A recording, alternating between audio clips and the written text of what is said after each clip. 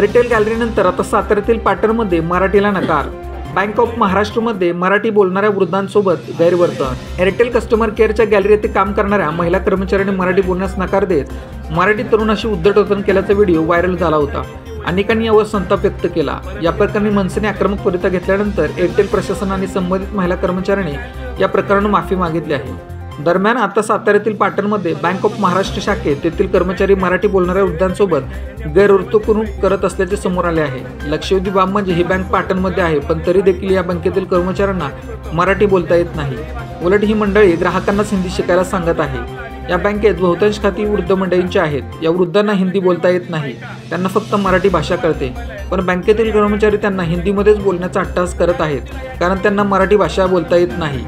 याबद्दल प्रशासन आणि राजकीय नेते काय भूमिका घेणार का, या मराठीद्वेषी नागरिकांना वठणीवर आणणार का, असा सवाल आता नागरिक विचारू लागले आहेत।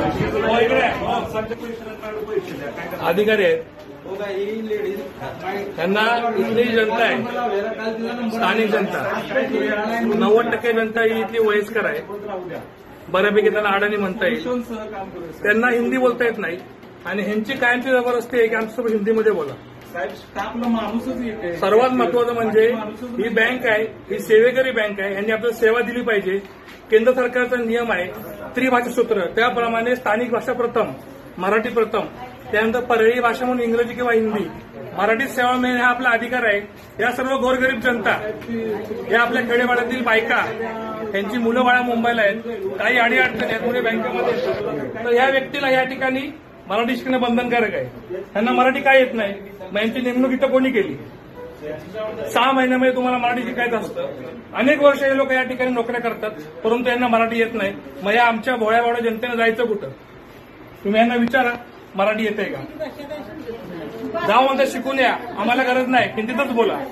ही प्रत्येक ठिकाणी महाराष्ट्रामध्ये या उपऱ्यांची आढळरावी आहे आणि ह्यांना वाटतंय की महाराष्ट्राने आनंद दिलाय, काही करा। शासनाला लाज वाटली पाहिजे, तुम्ही कशा माणसांना कामावर घेताय? सांगितलं पाहिजे का नाही आपली? तुमचं काय काम आहे?